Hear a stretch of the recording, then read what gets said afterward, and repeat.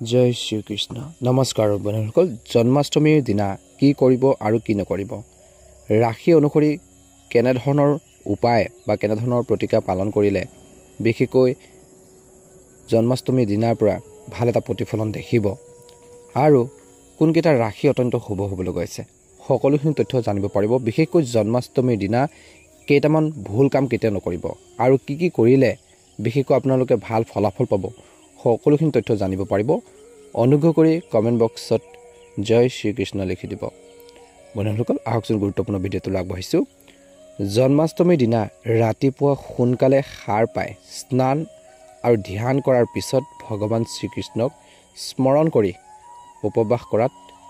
বট লগ বুলি কৈছে উপবাস কৰাৰ আপোনালোকে বট লগ আৰু জন্মাষ্টমীৰ দিনা ব্ৰহ্মচাৰ্যৰ নিয়ম মানি চলিব লাগে আৰু এই দিনটোত বিশেষকৈ একেবাৰে শুব নালাগে এই বৰ্তত বিশেষকৈ শস্য আৰু নিমখ খোৱাটো নিষেধ বুলি গণ্য কৰা হয় গতিকে এই দিনটোত ইয়াক সেৱন নকৰিব আৰু লগতে তামসিক খাদ্যৰ পৰা আঁতৰি থাকিব লাগে জন্মাষ্টমীৰ এই দিনটোত বিশেষকৈ ৰাতি হওক বা দিনতে হওক বিশেষকৈ ফল-মূল খোৱাৰ লোকসকলে গাখীৰ দৈ বগ ঘেঁহু আটাৰ ফল-মূল আদিৰ পৰা তৈয়াৰী ব্যঞ্জন সেৱন কৰিব লাগে বুলি কৈছে শাস্ত্ৰমতে ৰাতি 12 বজাৰ পিছত শ্ৰীকৃষ্ণৰ জন্মাষ্টমীৰ উপবাস ভংগ কৰাটো শুভ বুলি গণ্য কৰা হয় কৃষ্ণৰ জন্মাষ্টমীৰ দিনা পুৱা আৰু গধূলি উভয় ভগৱান শ্ৰীকৃষ্ণক পূজা কৰিব লাগে ঘৰখনত ধূপ-ধূনা জ্বলাব লাগে গোসাই ঘৰ যদি আছে আপোনালোকৰ তাতে আপোনালোকে শ্ৰীকৃষ্ণৰ নামত বিশেষকৈ কিছু আপোনালোকে প্ৰসাদ দিয়ক ফল-মূল আগবঢ়াওক নিশ্চয়কৈ উপকৃত হ'ব জন্মাষ্টমীৰ দিনা ভুলতেও কেইটামান কাম আপোনালোকে কৰিব নালাগে মনত ৰাখিব সেই কামকেইটা হৈছে জন্মাষ্টমীৰ দিনা ভুলতেও কলা কাপোৰ পিন্ধিব নালাগে তেনে কৰাটো শুভ বুলি গণ্য কৰা নহয় বিশেষকৈ প্ৰথমতে প্ৰসাদ আপোনালোকৰ প্ৰসাদৰ সৈতে বিশেষকৈ কৈছে যে ভগৱান শ্ৰীকৃষ্ণৰ ওচৰত আগবঢ়াওক প্ৰসাদ ভগৱান শ্ৰীকৃষ্ণৰ ওচৰত আগবঢ়াওক আৰু তাৰ পিছত নিজে গ্ৰহণ কৰি ব্ৰত ভাঙিব পাৰে জন্মাষ্টমীৰ দিনা নিৰ্জলাৰ ব্ৰত পালন কৰাৰ লোকসকলে যিকোনো ধৰণৰ খাদ্য বা পানী খোৱাৰ পৰা বিৰত থাকিব লাগে এই দিনটোত কিন্তু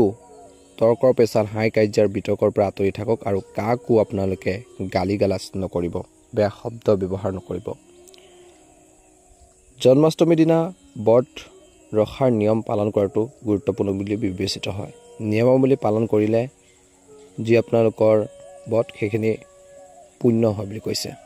যদি পালন নকৰে সেই ব্ৰত আধৰুৱা বুলি গণ্য কৰা হয় জন্মাষ্টমীত কি কৰিব এই উৎসৱত সূৰ্যৰ উদয়ৰ আগতে সাৰ পাই পবিত্ৰ পানীৰে স্নান কৰিব লাগে ইয়াৰ বাবে পানীত গংগাজল বা কলা তিল কেইটামান আপোনালোকে দি গা ধুব লাগে তাৰ পিছত শ্ৰীকৃষ্ণ মন্দিৰলৈ গৈ পঞ্চমিত্ৰ বা বিশুদ্ধ পানী ভগৱানক অৰ্পণ কৰক ইয়াৰ পিছত হালধীয়া কাপোৰ বা তাৰ পিছত হালধীয়া ফুল সুগন্ধি তুলসী পাত আগবঢ়াব তাৰ পিছত ময়ূৰ পাখি আগবঢ়াব পাৰে শেষত মাখন চেনি আৰু মিঠাই আগবঢ়াই প্ৰসাদ বিতৰণ কৰক এই ধৰণৰ পূজা ঘৰতো আপোনালোকে কৰিব পাৰে এই দিনটোত ঘৰতে দোলনাত বাল গোপালক বিশেষকৈ দোলনা দিয়াৰ পৰম্পৰাও আছে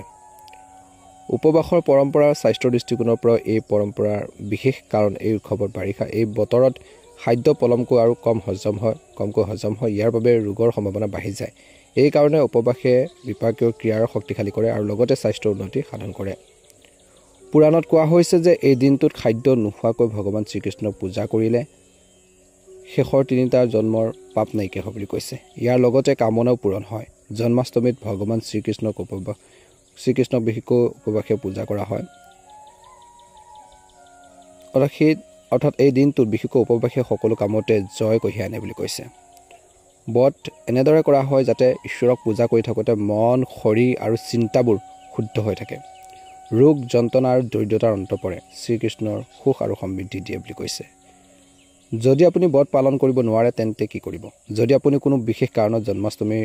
ব্ৰত পালন কৰিব নোৱাৰে তেন্তে কোনো ব্ৰাহ্মণ বা আৰ্তজনক ভৰপূৰ আহাৰ খুৱাওক বুলি কৈছে যদি আপুনি এই কাম কৰিবলৈ অক্ষম তেন্তে আৰ্তজনক কেইটামান টকা দিয়ক দুবাৰকৈ সম্পূৰ্ণ আহাৰ খাব দিব লাগে বুলি কৈছে যদি আপুনি এই কামবোৰ কৰিব নোৱাৰে তেন্তে গায়ত্ৰী মন্ত্ৰ 100 বাৰ আপোনালোকে জপ কৰিব পাৰে পুৰাণত জন্মাষ্টমী উপবাসৰ গুৰুত্ব ব্ৰহ্ম বৈষ্ণৱ পুৰাণৰ মতে বিশেষকৈ ভাৰতত বাস কৰা জীৱই শ্ৰীকৃষ্ণ জন্মাষ্টমী পালন কৰে শত জন্মৰ পাপৰ পৰা মুক্ত হয় ইয়াত কোনো সন্দেহ নাই বহু দিন বৈকুণ্ঠ লোকত সুখ উপভোগ কৰে তাৰ পিছত সুগৰ্ভত জন্ম লোৱাৰ লগে লগে ভগৱান শ্ৰীকৃষ্ণৰ প্ৰতি ভক্তি গঢ় লৈ উঠে এইটো নিশ্চিত বন্ধুসকল এই দিনটোত বিশেষকৈ মেঘ ৰাশি জাতক জাতিকাসকলে জন্মাষ্টমীৰ দিনা গঠন হোৱা এই বিৰল যুগৰ দ্বাৰা মেঘ ৰাশিৰ লোকসকলে আকাংক্ষিত উপকাৰ লাভ কৰিব পাৰে প্ৰতিটো ক্ষেত্ৰতে মেঘ ৰাশিৰ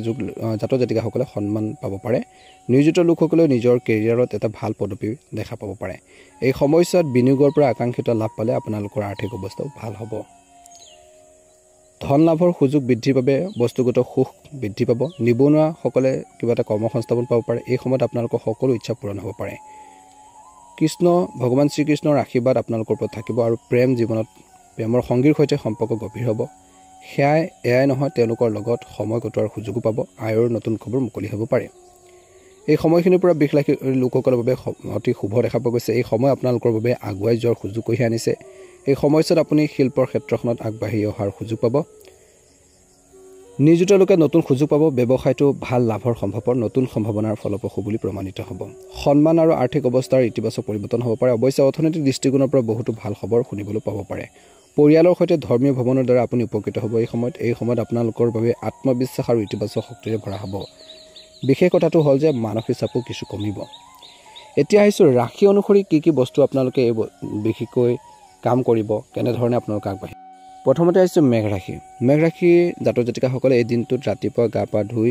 ৰঙা ফুল আৰু চেনি মিঠাই ভগৱান শ্ৰীকৃষ্ণক অৰ্পণ কৰিব লাগে তাৰপিছত ভগৱান শ্ৰীকৃষ্ণৰ মন্ত্ৰ আপোনালোকে জপ কৰক বুলি কৈছে বৃষ ৰাশিৰ লোকসকলে জন্মাষ্টমী উপলক্ষে ভগৱান শ্ৰীকৃষ্ণ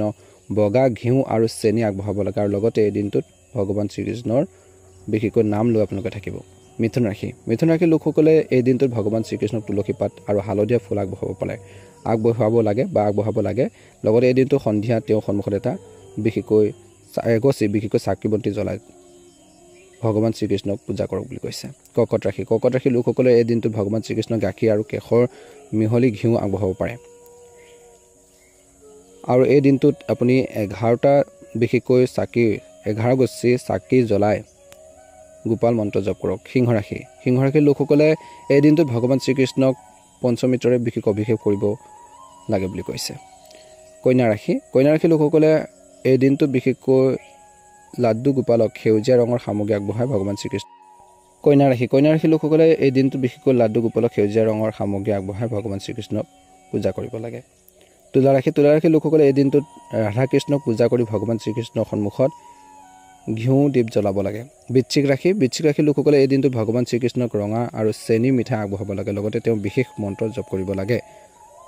পিঁয়াজ আৰু নহৰু খোৱাসকলে জন্মাষ্টমীৰ দিনা লাড্ডু গোপালক পৰিৱেশন কৰিব ধনুৰাশিৰ লোকসকলে এই দিনটোত ভগৱান শ্ৰীকৃষ্ণক হালধীয়া মিঠাই চাউল আগবঢ়াই শ্ৰী মধ্যভাগৱত গীতাৰ 12 অধ্যায় আবৃত্তি কৰিব লাগে মকৰ ৰাশিৰ লোকসকলে জন্মাষ্টমীৰ দিনা ভগৱান শ্ৰীকৃষ্ণক কলা তিল আৰু গুড় অৰ্পণ কৰিব লাগে লগতে আৰ্তজনৰ প্ৰতি দান বৰঙণি কৰক বুলি কৈছে কুম্ভ ৰাশিৰ লোকসকলে এই দিনটোত কাণ শাক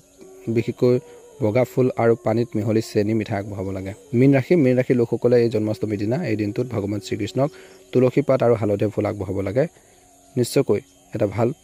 প্ৰতিফলন দেখিবলৈ সক্ষম হ'ব আৰু লগতে আপোনালোকে ওম বাসুদেৱৰ নমঃ মন্ত্ৰ আপোনালোকে জপ কৰিব পাৰে নিশ্চয়কৈ উপকৃত হ'ব যদি নতুনকৈ চাইছে আমাৰ চেনেলটো ছাবস্ক্ৰাইব কৰি দিব ভিডিঅ'টো পাৰিলে শ্বেয়াৰ কৰি দিব লাইক এটা কৰিবলৈ নাপাহৰিব সকলোৰে দিনটো শুভ হওক জয় শ্ৰীকৃষ্ণ